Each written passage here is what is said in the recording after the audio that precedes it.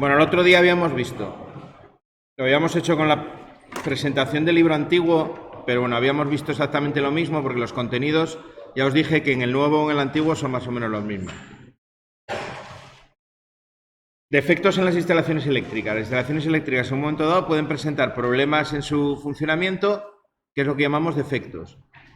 Habíamos hablado de sobrecargas, intensidades mayores de lo habitual, pero dentro de valores que no son tampoco muy grandes, una vez, dos veces, tres veces la intensidad nominal, que muchas veces se originaban por poner más receptores de los que la línea puede soportar.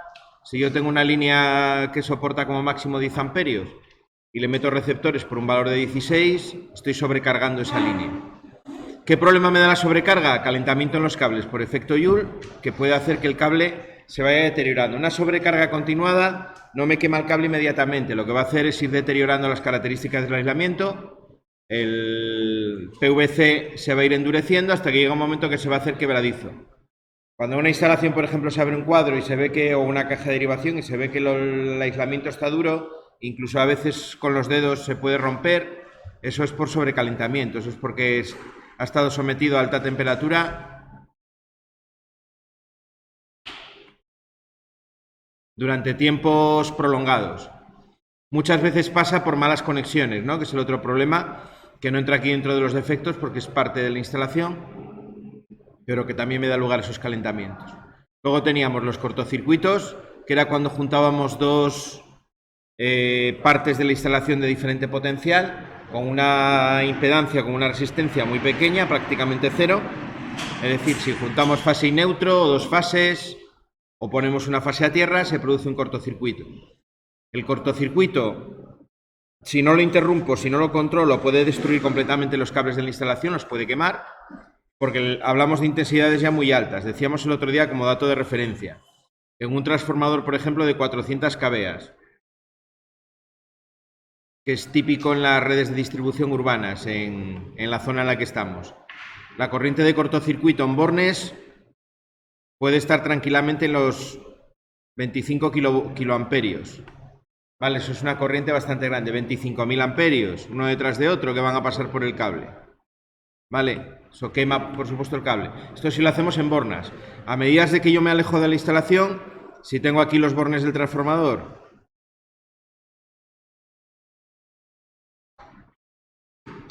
y aquí el del neutro, L1, L2, L3, ese cortocircuito sería si yo lo hago directamente aquí entre dos bornas de transformador. Si yo en la línea de salida lo que hago es meter cable, tengo por ejemplo, no sé, 100 metros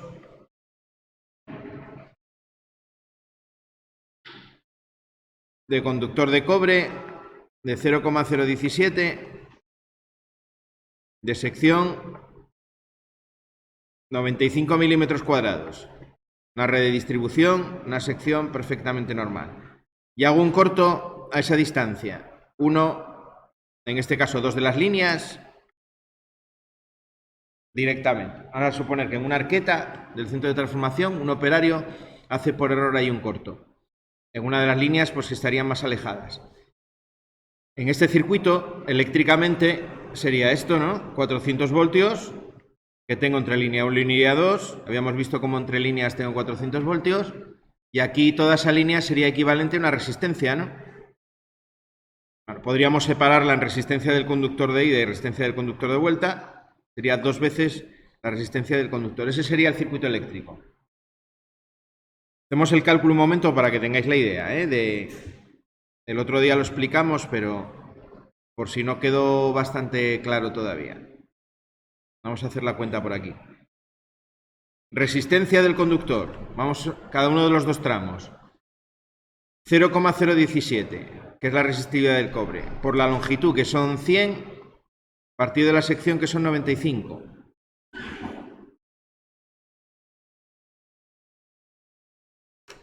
Eso sería poco más de 0,017, ¿no?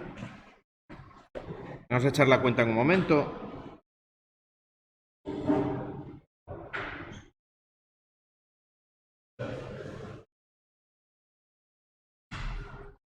0,018 redondeando, Veis que en 100 metros todavía no va a tener mucho efecto. No va a tener mucho efecto de limitación de corriente. Si yo calculase ahora la corriente, en ese punto serían los 400 dividido entre 0,018, ¿no? Que es la resistencia. Esto en corrientes de cortocircuito, por la caída de tensión que se produce, se suele multiplicar siempre por 0,8. Es decir, se supone que la tensión es un 80%. Se va a reducir por efecto de caída de tensión. Por curiosidad, 400 por 0,8 y lo divido entre 0,018. Bueno, todavía estarían valores de corriente de cortocircuito que no voy a poder tener en la realidad. Esto sale 27.777 amperios. Este valor no se puede dar por varias razones. Primero, porque la red no tiene potencia para dar esa corriente. Habíamos dicho hace un momento que la intensidad de cortocircuito del transformador son 25.000 amperios máximo. Es lo máximo que puede dar de corriente, aunque sea un cortocircuito. Eso no lo voy a tener. Pero uno voy a tener de todas maneras una corriente muy alta. Aquí podría tener perfectamente, no los 25.000 que puede dar el trafo, pero a lo mejor tendría sobre 20.000. ¿Vale? Es decir, si en una arqueta de la calle hago un corto, todavía voy a tener una corriente de cortocircuito muy elevada. Una vez que yo paso la línea por un automático, vamos a ver dentro de un poco cómo hay un efecto que es la limitación de corriente de cortocircuito, lo que se llama la filiación del interruptor automático, que lo que hace es reducirme la corriente de cortocircuito por el hecho de ponerlo, ¿vale? Aguas abajo de él. Por eso cuando lleguemos a una vivienda, por ejemplo, dentro de una distribución urbana, valores típicos de poder de corte de las protecciones son, por ejemplo, 6.300 amperios, cosas así, ¿no? Es decir, 6,3 kiloamperios. Quiere decir que el cortocircuito va a estar por debajo de esos 6,3 kiloamperios. Eso es un cortocircuito. Imaginaos, 20.000 amperios circulando por un cable me lo queman, 6.000 amperios circulando por un cable me lo van a quemar de manera también prácticamente inmediata. Por eso el cortocircuito hay que eliminarlo y hay que eliminarlo en un tiempos muy rápidos. Hablamos de 10 milisegundos como tiempo máximo. Es decir, la protección salta de manera para nosotros instantánea. En la realidad 10 milisegundos, tiempo que suele ser bueno para que el cable no se llegue a quemar, suele ser suficientemente corto. Vale, de todas maneras, os comentará Jorge, Ricardo, que en el reglamento tenemos una tabla de esfuerzo térmico admisible en los cables que hay que comprobar cuando tengo cortocircuito, sobre todo en cables de la línea general de alimentación, los primeros tramos de un edificio, por ejemplo. Tengo que comprobar si el cortocircuito que se puede producir para la sección de cable que tengo, el tiempo de disparo que tengo en las protecciones es suficientemente corto para que no se queme. Me relaciona tiempo con corriente y con sección. Y tengo que comprobarlo. Es una comprobación que se debería hacer. Vale. Bueno, ya tengo dos defectos, los más usuales que me obliga el reglamento a proteger: sobrecargas y cortocircuitos. Luego tengo lo que llamamos el defecto de aislamiento, que se produce cuando, por haberse pelado un cable en una máquina, en líneas de la instalación, voy a tener una derivación de corriente. Normalmente, si es en una máquina y tengo la instalación receptora puesta a tierra, esa corriente se va a derivar a tierra. El hecho de que haya fases peladas es peligroso porque puede poner en tensión la carcasa de una máquina y un operario puede hacer un contacto, ¿no?, con esa carcasa y sufrir daño, sufrir una descarga eléctrica. Entonces es algo de lo que hay que proteger. Decíamos cómo la manera de proteger contra contactos indirectos es, por regla general, en un esquema de tipo TT, que es el general. En el centro de transformación tengo el neutro puesto a tierra. Creo que no habíamos llegado a dibujarlo, os lo dibujo aquí en un momento. En el centro de transformación tengo las tres bobinas del transformador, ¿vale? La bobina que me saca la tensión de línea 1, de línea 2 y de línea 3. Aquí tendríamos el primario, que no lo dibujamos, con la media tensión y todo eso. De aquí sacaríamos la conexión de neutro, que también la distribuimos en baja tensión. Y el neutro, fijaros que está puesto a tierra, está directamente conectado a tierra. En el centro de transformación lo que hay es, normalmente en el suelo un mallado, se pone una malla de cobre dentro del suelo de hormigón que tiene el centro de transformación y las carcasas del transformador, si tengo aquí la máquina de lo que es el transformador,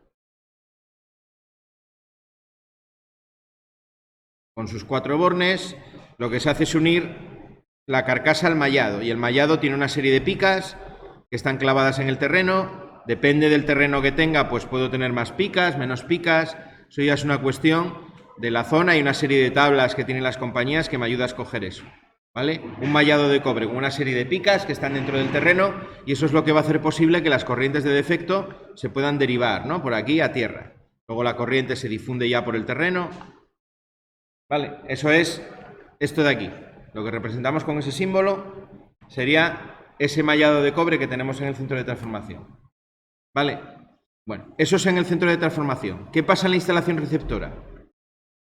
Yo distribuyo las líneas, estas serían las líneas que van en el trenzado en la red subterránea. Llegamos a una instalación en la que sea receptora.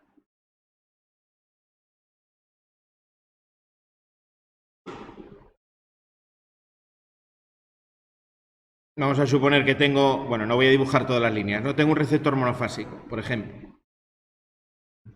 Una carcasa, lo representamos por una resistencia ahí dentro del material.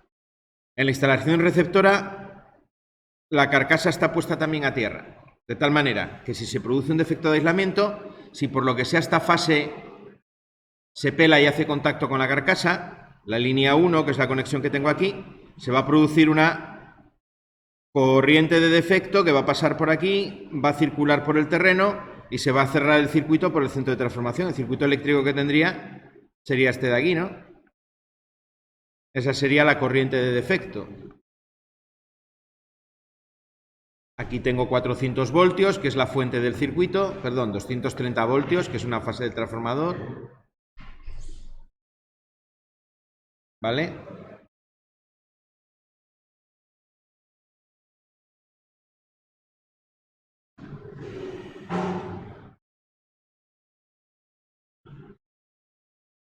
La corriente pasa por la carcasa, desde la fase por la carcasa del receptor, por la puesta a tierra que tiene, ese cable verde-amarillo que tenemos en las instalaciones está conectado en la instalación receptora a través de un mallado muy similar al que tengo en el centro de transformación a tierra y la corriente pasa por el terreno, se difunde por el terreno hasta el centro de transformación. ¿Vale? El terreno, aunque tiene una resistencia a los terrenos muy elevada en comparación con un conductor, podemos considerar que los terrenos son mayormente aislantes. Como la sección de paso de la corriente es tan sumamente grande, recordamos siempre la fórmula de resistencia, resistividad por longitud para radio de sección. Si yo aquí pongo un denominador que es muy grande, al final, aunque esto sea muy grande, la resistencia se hace pequeña. ¿Vale? Por eso las resistencias efectivas de paso de la corriente por el terreno son prácticamente cero. La corriente puede pasar por el terreno con facilidad, incluso en terrenos rocosos que tengan unas resistividades enormes, la corriente al final puede pasar sin problema. Vale. Eso es lo que tenemos en un defecto. Esa es la razón por la que se pone la puesta a tierra. Veremos hoy también luego que aquí para poder detectar esta corriente de defecto, aquí lo que pongo es un diferencial. ¿Vale? Pongo un interruptor diferencial ahí. Y ese interruptor diferencial detecta que hay una corriente que entra por la fase pero que no vuelve por el neutro y entonces detecta la corriente de defecto y por tanto dispararía por encima normalmente de los 30 miliamperios, es el margen que permitimos de corriente de defecto, el margen de seguridad. Vale, luego lo comentamos. Ese es el otro problema que podemos tener en la instalación. La protección contra defectos de aislamiento realmente es una protección para las personas, no para la instalación. Cuando yo protejo contra sobrecargas y cortocircuitos, lo que estoy protegiendo es la instalación, en este caso lo que voy a intentar proteger es la persona, porque lo que intento evitar es que una carcasa se ponga en tensión y la persona pueda hacer contacto con ella y sufrir una descarga. Y por último teníamos, lo último que comentábamos el otro día, que eran las sobretensiones. Decíamos que sobre todo en instalaciones alimentadas de red aérea, donde puede caer un rayo y no voy a tener filtros, no voy a tener un montón de centros de transformación como tengo en una ciudad para filtrar esa señal. En ese caso, tendré que utilizar sí o sí protecciones contra sobretensión. Dentro de un núcleo urbano, donde tengo un montón de centros de transformación que me van filtrando esa sobretensión, pues probablemente no me haga falta. Luego las comentamos también al final del tema, las permanentes, las transitorias. Hay algunas que pueden ser por la propia compañía cuando maniobra los transformadores en la subestación, que va a producir sobretensiones, y luego tengo las de tipo rayo, que son las más destructivas, que esas son ambientales, ¿no? Esas no puedo controlar. Bueno, vamos entonces con los dispositivos de protección, que era lo que traíamos para hoy. El primero de ellos es el fusible. En el esquema de fuerza que hicimos el otro día, os ponía como protección típica de los motores que utilizamos a nivel industrial, los fusibles, ¿no? Que representamos con un símbolo muy similar al de la resistencia, pero en este caso la línea pasa por el medio del rectángulo, ¿no? Que me representa el componente. ¿Vale? Normalmente los designamos con la letra F, F1 por ejemplo. ¿Vale? Físicamente, esos fusibles lo que son es, pues depende, ¿no? Por ejemplo, algo como esto que tenéis aquí. Este es muy típico en las instalaciones industriales. Este, por ejemplo, es un fusible de tipo cilíndrico con recubrimiento cerámico. No sé si se ve bien la corriente ahí, igual se ve mejor en el libro. Parece que pone 16, ¿no? 16 amperios. Luego tengo aquí 3 montados en una base. En este caso se lee 32 amperios sobre el propio fusible. Esa es una base típica que puedo tener en una instalación de un motor, por ejemplo. Normalmente viene en una carcasa de tipo carril, que se permite montar en el carril como el automático, como los contactores, como el resto de aparamenta que manejamos. Muchas veces también con una maneta que me permite extraer fácilmente los fusibles. Si es trifásico, la maneta me va a desconectar los 3 a la vez. ¿Vale? Y luego tenéis estos de aquí. Esos son los de tipo NH, que son los que aparecen, los que tenemos en las cajas generales de protección de los edificios de vivienda. Esos tienen forma ya rectangular, se sacan con una maneta. Hoy en día ya vienen, la propia carcasa donde van montados me permite sacar todos los fusibles de una vez. Vale, antiguamente había que meter una maneta y sacarlos uno por uno, lo cual era una maniobra peligrosa. Más antiguamente, cuando no había interruptores en las viviendas, había que sacarlos con mucha rapidez porque se puede formar un arco y era un problema. Había que poner una alfombrilla aislante. Alguien me dirá también que muchas veces se sacaban sin esas medidas de seguridad, pues cierto, pero mal hecho, ¿no? Era bastante peligroso. Más de uno llevó un susto sacando un fusible de una GL. Si yo tengo carga en la instalación, si tengo corriente, voy a tener que interrumpir la corriente cuando saco el fusible. Si no saco el fusible muy rápido, se puede formar un arco eléctrico y la lío. Por eso, desde el 2002, el reglamento nos pone en las centralizaciones de contadores un interruptor seccionador. Este interruptor seccionador, si yo voy a sacar los fusibles de la GL, lo que tengo que hacer es desconectarlo. Dejar el edificio completo sin corriente, y una vez que el edificio completo esté sin corriente, yo ya voy a poder quitar los fusibles con toda tranquilidad. Como estoy en tensión, voy a tener que utilizar medidas de seguridad de trabajo en tensión, alfombrilla, guantes aislantes, el casco con barbuquejo y la pantalla facial y, bueno, lo que me pone la compañía, ¿no? Como normas para poder hacer esa operación en tensión.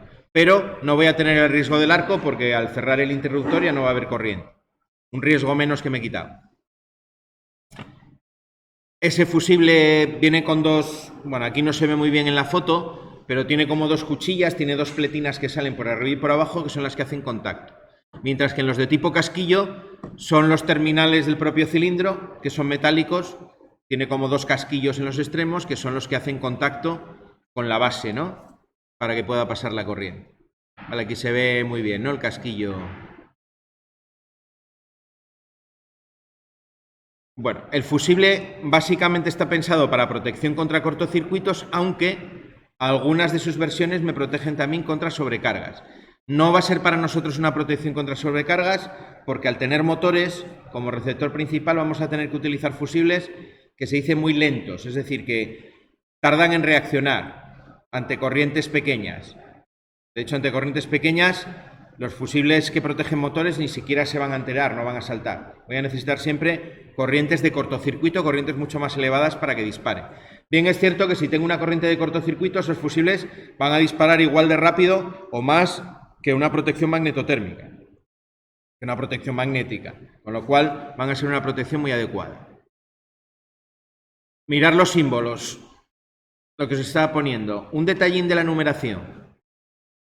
Cuando estamos en fuerza ya no numeramos con el 1, 2, 1, 1, 1, 2, 1, 3, 1, 4, sino que los números cambian un poco. Las entradas van con 1, 3, 5, 7 los impares y las salidas de cada polo van con los pares, 2, 4, 6, etc. Si sé que el 1, 2 es el primer polo de ese fusible, de esa base fusibles, el 3, 4 el segundo fusible, 5, 6 el tercero, ¿vale? Fijaros cómo en una base tripolar tengo... Bueno, esto está mal numerado. Empezamos mal porque aquí se ha equivocado el libro numerando. Vamos a poner la numeración correcta. Esto sería 1, 2, 3, 4, 5, 6. Esa es la numeración correcta. Y, por ejemplo, os la pone bien. 1, 2, 3, 4, 5, 6. Pero aquí se equivocaron. Vale, tenedlo en cuenta. Esta base de aquí es una base que tiene seccionador. Normalmente tiene una maneta que me garantiza que cuando está abierta la distancia de separación es suficientemente grande para aislar la tensión que tengo aguas arriba.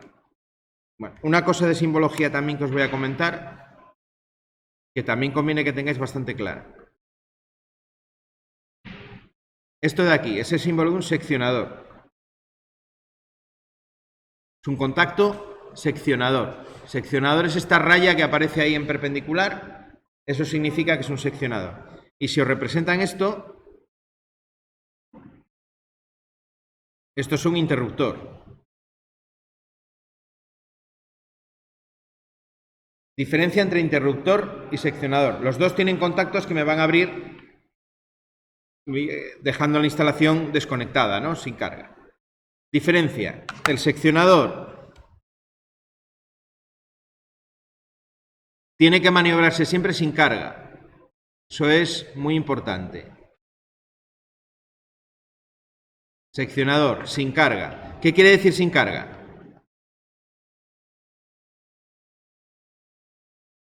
Creo que lo comenté el otro día. Sin carga quiere decir que cuando yo abro ese componente, la corriente tiene que ser cero. Si no, no lo puedo abrir. Mientras que el interruptor, su maniobra es con carga. ¿Vale? La función que tiene un seccionador es aislar. La función que tiene un interruptor es interrumpir la corriente.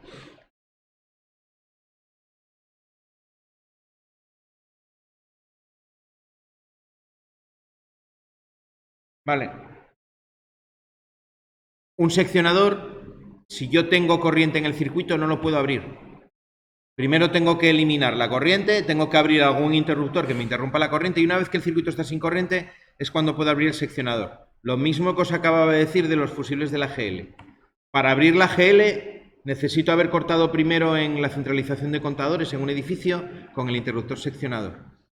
En una instalación industrial, si yo tengo un seccionador montado en un cuadro, primero tengo que, con el interruptor que tenga, porque siempre voy a tener un interruptor, interrumpir la corriente, desconectar el circuito y luego ya puedo abrir el seccionador. ¿Vale? En ese orden, para poder dejar desconectada la instalación. Un interruptor no siempre aísla, ¿vale? A veces tengo componentes, lo que llamamos un interruptor seccionador, que os aparecerá en la simbología como algo así. Cuando os aparece el círculo y os aparece la línea, eso significa que me vale para las dos cosas, ¿no? Esto es un interruptor seccionador. ¿Vale? Y luego, este otro símbolo de aquí, que significa que es un interruptor automático.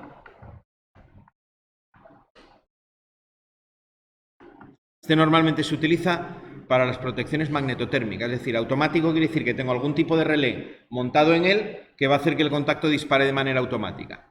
Por ejemplo, en los automáticos este símbolo en unifilar se utiliza bastante.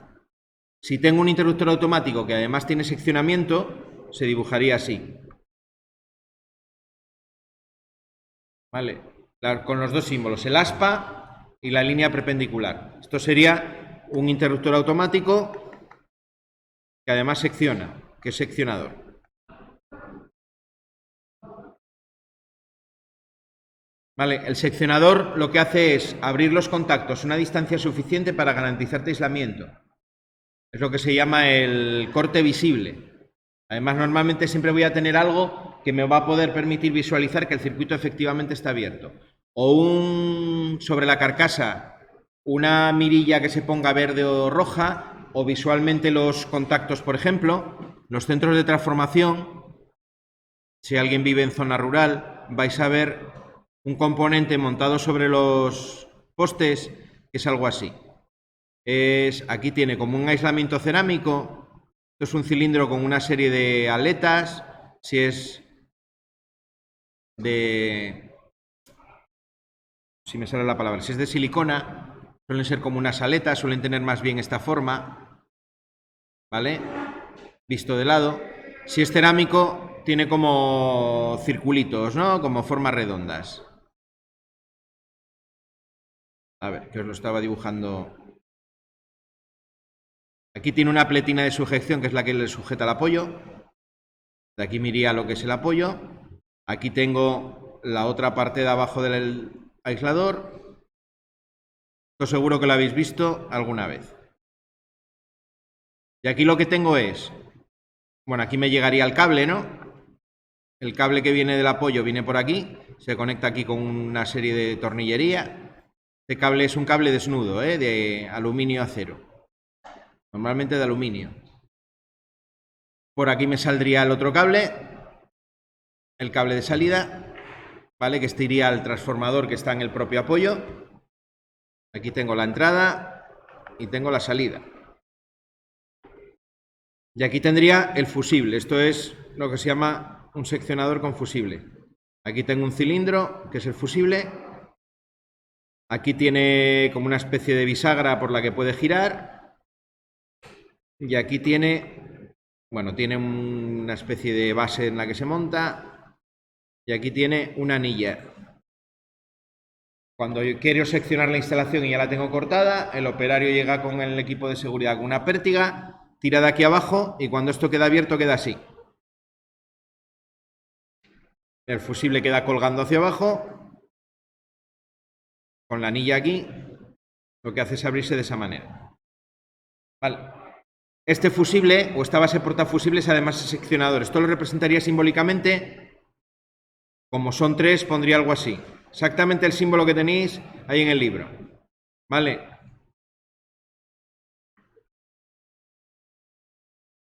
Y es seccionador porque esta distancia que yo tengo aquí, esta distancia que me queda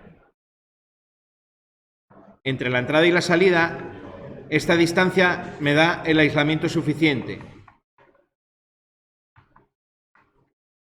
¿Vale? Por eso es un seccionador. Me deja una distancia tal que me garantice el aislamiento. Para los 24.000 voltios que voy a tener aquí, esta distancia es suficiente aislamiento. Hay una serie de fórmulas y de tablas que me dicen para tanta tensión necesito tanta distancia. A medida que la tensión es mayor, cada vez necesito separar más los cables, ¿no? Para que la corriente no pase por el aire. Bueno, en los componentes industriales que tenemos nosotros de baja tensión ocurre exactamente lo mismo. Un seccionador, internamente, lo que va a hacer es abrir suficiente distancia a los contactos, por ejemplo en un magneto térmico, para que incluso entre una sobretensión en la entrada no aparezca tensión en la salida, que es de lo que se trata. Imaginaos que hay un operario que está trabajando, tengo la instalación desconectada y seccionada y hay un operario que está trabajando en reparación. Si de repente aparece una sobretensión en la alimentación y se puede transmitir por el aire dentro de ese componente, al final voy a freír, voy a electrocutar a la persona que está trabajando dentro de la instalación, aunque está desconectada. Por eso necesito un elemento que me garantice que ese aislamiento se mantiene, incluso en condiciones de sobretensión transitoria, etcétera, etcétera. ¿Vale? Eso es un seccionador. Me permite aislar, me permite o me da la seguridad de poder trabajar en la instalación estando desconectado de la alimentación. ¿Vale? El seccionador me aísla y el interruptor interrumpe corriente. Un seccionador se tiene que abrir siempre sin carga, sin corriente. El problema de los seccionadores es que la apertura normalmente es lenta y si yo abro lentamente con corriente se va a producir un arco eléctrico y voy a tener un problema, ¿no? Los interruptores normalmente llevan siempre un elemento, os lo decía también el otro día, que libera mucha energía mecánica y hace que el contacto se abra de manera violenta. Aire comprimido, muelles en baja tensión normalmente. Bueno, ¿qué tienen internamente los fusibles? Los fusibles internamente lo que tienen es una pletina de... Los hay de muchos tipos, porque los hay de muchos tamaños, los tengo de baja, los tengo de media tensión. Dentro de ese casquillo que tenéis ahí, bueno, los más pequeñitos simplemente tienen un hilo metálico. Aquí tendrían un hilo metálico como los que podéis tener en el polímetro, ¿vale? Que al final es lo que representa la simbología. Aquí lo que tengo es un metal que tiene un punto de fusión más bajo que el cobre. La fusión es menor que la del cobre, de tal manera que en ese calentamiento que produce el cortocircuito, lo primero que se va a fundir va a ser el filamento interior del fusible. Es un elemento que se sacrifica para que la instalación no sea dañada. Siempre los conductores, donde hay un mayor calentamiento, es donde tengo una menor sección. A la hora de calentarse, lo que tenga un menor punto de fusión es lo que antes se va a fundir, ¿no? Lo que antes se va a quemar. Luego, en fusibles más grandes, tengo pletinas de este tipo. La pletina, pues si la saco y la veo de cerca, lo que tiene es como hendiduras, es una pletina plana, una lámina de elemento conductor, que tiene como una serie de muescas. ¿Vale? Esas muescas lo que hacen es facilitar la fusión. Si yo tengo puntos donde la sección se reduce, es lo que se llama puntos calientes en una instalación eléctrica. Puntos que van a tender a calentarse más y a romper primero, a fundir primero. Y luego en media tensión hay fusibles que esa pletina está enrollada, tienen en el interior como un núcleo plástico aislante, de esta forma.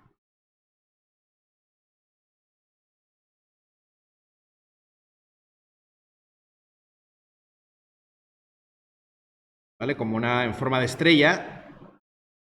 Y la pletina va enrollada. La pletina, esa pletina que acabo de dibujar, va enrollada por aquí, ¿no?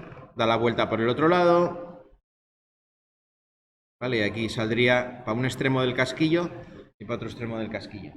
En el interior de lo que es el casquillo cerámico o de cristal, normalmente es cerámico, lo que meto es arena para que cuando funda esa pletina el elemento no se rompa. Lo que hace es frenar esa energía mecánica que lleva el metal fundido, que tendería a romper el propio cilindro del fusible, y además la arena extingue el posible arco eléctrico o fuego que se pueda producir dentro del componente al fundir. Tened en cuenta que el cortocircuito va a liberar mucha energía, va a haber mucho calor y el metal se va a fundir, va a salir proyectado y hay que frenarlo de alguna manera. Eso lo hago con arena. Aquí dentro de todo esto lo llenaría todo de arena, ¿vale? Eso es como es un fusible. De formas los tengo de todo tipo.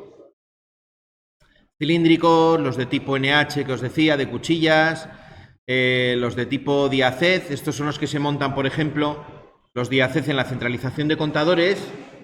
Los habréis visto seguramente con Ricardo. En el embarrado debajo de la centralización tengo una base cerámica de rosca. Si la abro, dentro tengo un fusible de ese tipo diacez. Son los que protegen las derivaciones individuales y los contadores dentro de un edificio de viviendas. En instalaciones industriales a veces se utilizan también en embarrados como protección. ¿Vale? Los más típicos para nosotros, en cambio, van a ser estos, los de tipo cilíndrico montados en una base de tipo carril. La base va sobre el carril y los cilindros dentro de esa base.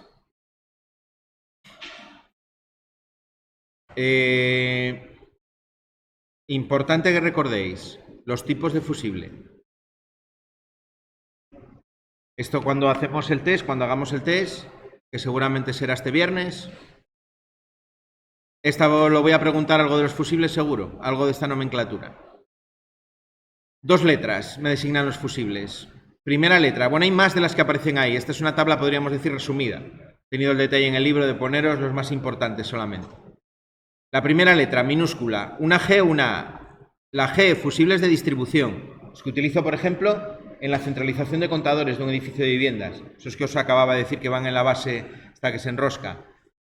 Con la letra A, Circuitos fusibles que acompañan a otro dispositivo de protección. La A viene de acompañamiento, ¿vale? Son los que acompañan a una protección, por ejemplo, magnética, ¿no? Térmica, que tendría el motor. Bueno, como protección contra cortocircuitos pongo el fusible y se va a tener que coordinar o va a tener que acompañar la protección térmica que yo le ponga en el contactor al motor. G y A. Los nuestros, los que más vamos a utilizar, van a tener la A como primera letra porque van a ir siempre acompañando a un térmico. Segunda letra, la G, los de uso general, L, protección de líneas eléctricas, por ejemplo, los de tipo NH que hay en la caja general de protección de un edificio, son de tipo GL, ¿vale? Serían fusibles de tipo G, redes de distribución, y L me protegen líneas eléctricas. Por eso la caja general de protección coloquialmente se le llama la GL. La GL realmente es el tipo de fusible que monto dentro de esa caja, no la caja, ¿vale? Pero digamos, en lenguaje así de la calle del electricista, esa caja general de protección es la GL, por el tipo de fusible que monta. Y luego tengo M, protección de motores, que es el principal tipo que nosotros vamos a utilizar, la M de protección de motores, y tengo la R, que serían fusibles de actuación rápida. Los de tipo R normalmente los utilizo con dispositivos electrónicos, que necesite que la interrupción sea más rápida todavía para que no se dañen, suelo utilizar los de tipo R.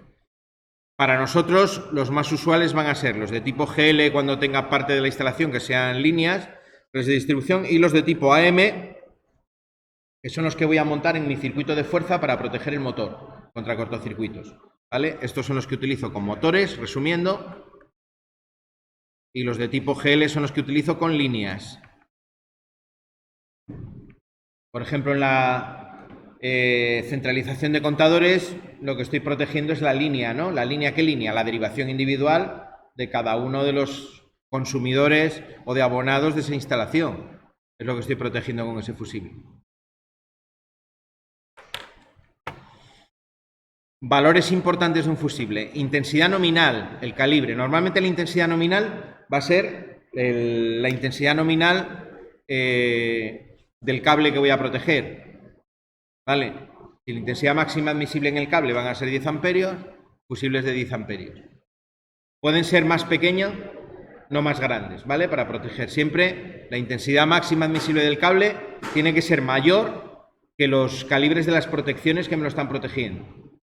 No puedo poner una protección de 40 amperios y poner un cable cuya máxima intensidad admisible sean 16, porque no está protegido. Entre los 16 amperios y los 40 voy a dejar pasar muchas sobrecorrientes que me pueden dañar el cable. Siempre el calibre de la protección más pequeño que la intensidad máxima del cable. Normalmente los fusibles los escojo por calibre lo primero. ¿Qué intensidad voy a tener en el motor? Pues por calibre. Segundo criterio, la tensión. Los fusibles los va a haber para 230, para 400, la tensión del circuito en el que los voy a insertar. Poder de corte, valor máximo de la corriente de cortocircuito que son capaces de interrumpir. Alguien dirá, vale, si se funde con 2000 amperios, si pasan 20.000 se va a fundir también, ¿cierto? Pero va a reventar el fusible y probablemente se proyecte todo lo que es el recubrimiento cerámico, explote y me va a dañar el cuadro eléctrico, me puede producir daños a las personas y el dispositivo está al aire y no está dentro de un cofre. Se puede producir lo que llama la normativa eléctrica proyecciones de material, es decir, que salga el material proyectado y me produzca daños. Entonces el poder de corte de un fusible me garantiza que el fusible se va a fundir, pero que no va a haber ningún daño externo, que va a contener la carcasa del fusible perfectamente la proyección de material y los daños que se puedan producir. Siempre que se funde un fusible, imaginaos que tenéis una línea de protección y se funde un fusible, tengo que cambiar los tres. Es una regla general de mantenimiento, ¿vale? Se funde un fusible, cambio los tres para que tengan la misma vida útil. Los fusibles, igual que cualquier componente, a medida que tiene años de uso, cada vez van a fundir con más facilidad. Hay veces que funden porque han llegado al final de su vida útil. Y a base de sufrir el calor normal que lleva el cable, se van deteriorando y a lo mejor al cabo de 40 años o de 30 años el fusible se funde. Siempre hay que sustituir los tres. Más cosas de los fusibles. Bueno, el libro nos pone mucho más. ¿Vale? Recordar los tipos, Fijaros bien la forma que tienen. Hay veces que hago una pregunta también en los test, que os pongo la foto y os pregunto qué tipo de fusible es. Si es Diaced, si es NH, si es un fusible de tipo cilíndrico, ¿vale? Ese tipo de preguntas, recordar que siempre las hacemos, ¿no? Cuando lo hacemos tipo test. Bueno, otra protección que vamos a tener en nuestras instalaciones industriales, las protecciones magnetotérmicas. ¿Vale? Aquí veremos en el tema de motores y cuando veamos el arrancador en sí, cómo voy a tener algo muy parecido, que es lo que llamamos el guardamotor, ¿vale? Que se va a llamar a veces. Hay una ligera diferencia entre lo que es un magnetotérmico que vamos a ver ahora, estándar de protección de líneas, a lo que es un guardamotor. Y es que el guardamotor normalmente me permite regular en calibres muy pequeños, mientras que un magnetotérmico, para que me permita regular los márgenes de disparo, tiene que ser de tipo caja moldeada, como el que os enseñaba el otro día, y de un tamaño más grande. Vale, en los guardamotores, incluso para motores pequeños, yo puedo regular ese margen de disparo térmico con un pequeño cursor, un potenciómetro que me permite regular. El interruptor magnetotérmico, como su propio nombre indica, es una protección contra sobrecargas y cortocircuitos. La parte magnética, el relé magnético o el disparador magnético me protege contra cortocircuitos. El disparador térmico o el relé térmico me protege contra sobrecargas. ¿Cómo están constituidos esos dos relés? De manera también simplificada. Mirad, la parte de lo que es el relé térmico tiene unas plaquitas muy pequeñas con dos metales con diferente coeficiente de dilatación. ¿Vale? Aquí tengo dos metales. El cable en el que yo quiero detectar el calentamiento se enrolla alrededor de la plaquita. ¿Vale? Por aquí está circulando corriente. La corriente por efecto Joule me va a calentar el cable y me va a calentar la plaquita. Si supero el límite que tiene de dilatación de esos metales, de calentamiento que hace que se dilaten, como uno se dilata antes, uno tiene un coeficiente de dilatación más bajo, el conjunto lo que hace es doblarse. Esto se doblaría, vamos a suponer que el que está en azul se dilata más tarde y el que está en negro se dilata antes. Si el que está de color negro se dilata antes, esto se doblaría así el conjunto, ¿vale? Se doblaría. Al doblarse, aquí lo que tengo es una serie de pestañas, una por cada plaquita, tengo una plaquita por fase que se desplazan y al desplazarse mueven los contactos. Tienen un muelle que hacen que se dispare los contactos que tengo en la protección. Es un poco la idea de la protección térmica. La protección magnética. La protección magnética lo que consiste en un núcleo, un pequeño cilindro de material ferromagnético, como si fuese una bobina de un electroimán. Igual que antes, arrollo por aquí, aquí con muy pocas vueltas, son 2 o 3 vueltas lo que se pone alrededor. El cable en el que quiero detectar el cortocircuito. Cuando aquí se produce una intensidad de cortocircuito, aquí se produce un campo magnético, esto pasa a ser un polo norte, un polo sur, y aquí lo que tengo es una plaquita como en los relés que se ve atraída, ¿no? Porque en la plaquita tendré un polo sur y un polo norte en el otro lado. Esto se mueve y al moverse lo mismo, tengo una plaquita que hace que los contactos se abran, ¿no? Está cargada con un muelle. Cuando yo le doy a la tecla del automático, lo que hago es cargar un muelle, estirar un muelle con esa plaquita que cuando muevo la plaquita, los contactos están unidos a ella y se desplazan, se ponen en estado abierto, ¿vale? Tanto con el térmico como con el magnético. ¿Vale? Uno con una plaquita 2 bimetales que se dobla por calor y la otra es por el campo magnético que se produce en una bobina. Si abrís un automático, vais a ver que la bobina esta del relé magnético es un conductor bastante grueso que tiene como 2 vueltas en la bobina. Es muy pocas vueltas. Esta bobina de aquí tiene también un efecto muy beneficioso en la instalación, que es que va a producir una caída de tensión, va a hacer que la tensión del cortocircuito disminuya. Al tener una corriente muy grande, aquí se va a producir una fuerza electromotriz. Supongo que en electrotecnia veréis algo de electromagnetismo tarde o temprano. Y es un efecto de lo que se llama la autoinducción de las bobinas, ¿no? Cuando una bobina le mete una corriente muy grande, reacciona con una tensión en sentido contrario que tiende a contrarrestar esa corriente, ¿no? Como si fuese una pila, ¿no? Aparece una tensión, pero que en este caso produciría una intensidad contraria. Es lo que se llama electromagnetismo, la ley de Lenz. El efecto se opone siempre a la causa que lo produce. Mete una sobrecorriente muy brusca, la bobina reacciona intentando minimizar esa corriente. ¿Y cómo lo hace? Con una tensión contraria a esa corriente. Esa tensión lo que hace es que al final, en un cortocircuito, la tensión de la instalación se reduzca y como consecuencia se reduce la intensidad de cortocircuito.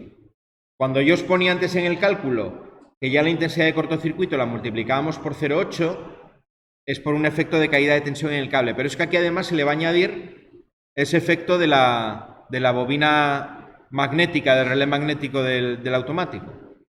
Por eso, por ejemplo, en un cuadro, no sé, ¿habéis visto algo de protecciones ya en viviendas? ¿O no habéis visto nada todavía?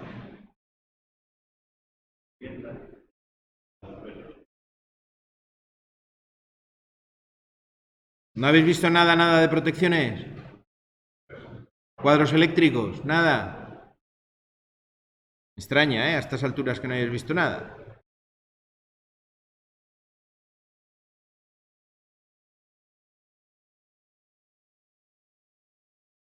El interruptor general. Poder de corte, 6.300 amperios.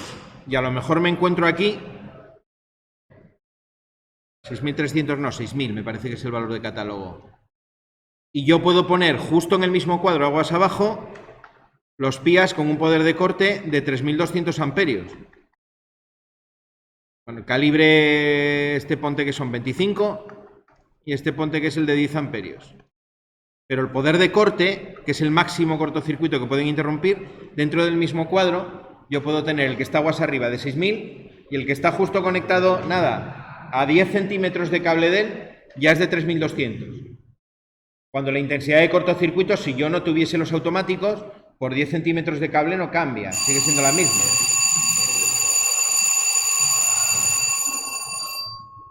Si este tiene que soportar 6.000 amperios, este de aquí tendría que tener 6.000 también, ¿no?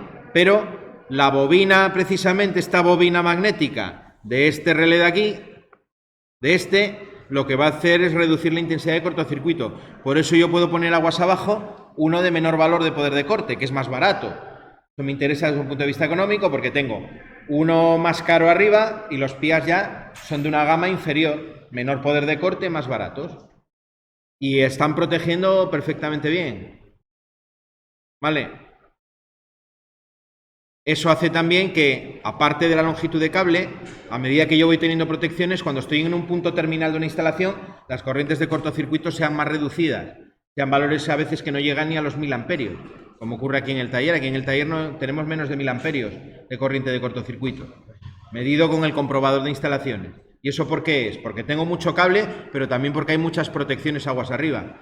Tengo las de este cuadro, tengo las del cuadro de ahí atrás, que es de donde viene este, tengo luego el cuadro de arriba, otro cuadro principal todavía que hay a la entrada y de ahí al centro de transformación. Hay un montón de protecciones magnetotérmicas y además tengo un montón de longitud de cable. Simbología. La simbología del magnetotérmico. Pues lo que hago es representar el contacto, el relé térmico siempre en la parte de arriba y el relé magnético que se representa por una I latina mayúscula y el símbolo de mayor que.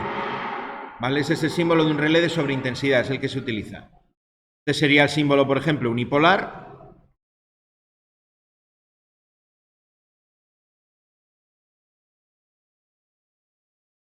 Ese sería una fase y el neutro, el que tiene el punto es el neutro. En unipolar, bueno, se pone a veces aquí esto de automático, aunque si dibujo los relés realmente ya no es necesario. Otras veces lo vais a ver dibujado así, en unipolar, en unifilar, perdón, no unipolar, unifilar. Esto es algo que se hace mucho en la norma francesa, lo dibujan mucho así. ¿Vale? El relé magnético, este símbolo,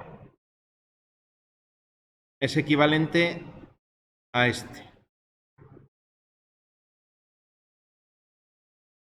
En vez del cuadrado como el térmico, es con una semicircunferencia. ¿Vale? Esto sería los dos, relé magnético.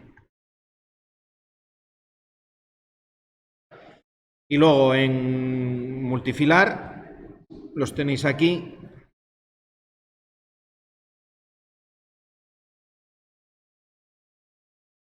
En el libro los tenéis todos. Vale. En la norma aparece una raya por aquí en medio. Eso está dividido, no está seguido. En la norma 1 en la última aparece dividido. Vale. El bipolar, el tripolar. Esto de aquí me representa el accionamiento manual, lo que es la tecla, ¿no?, que aparece en el frontal.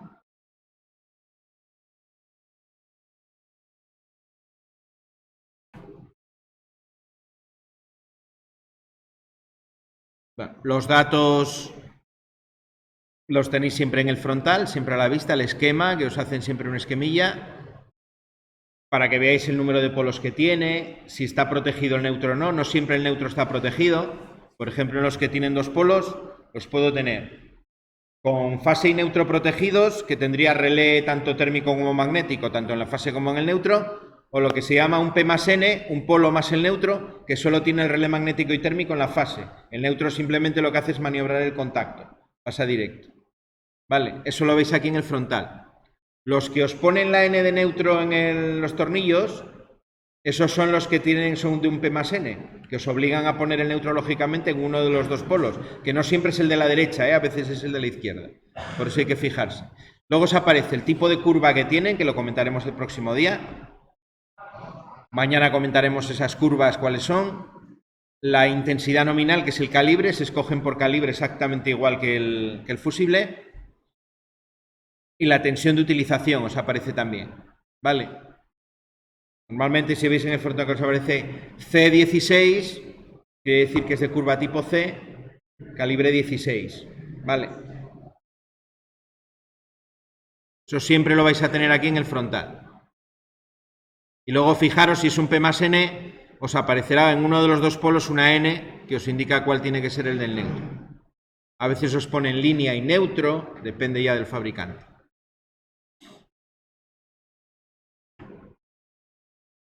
Bien, ¿preguntas hasta aquí? Bueno, esta segunda hora vamos a coger los tableros y continuamos con la práctica con la que estábamos.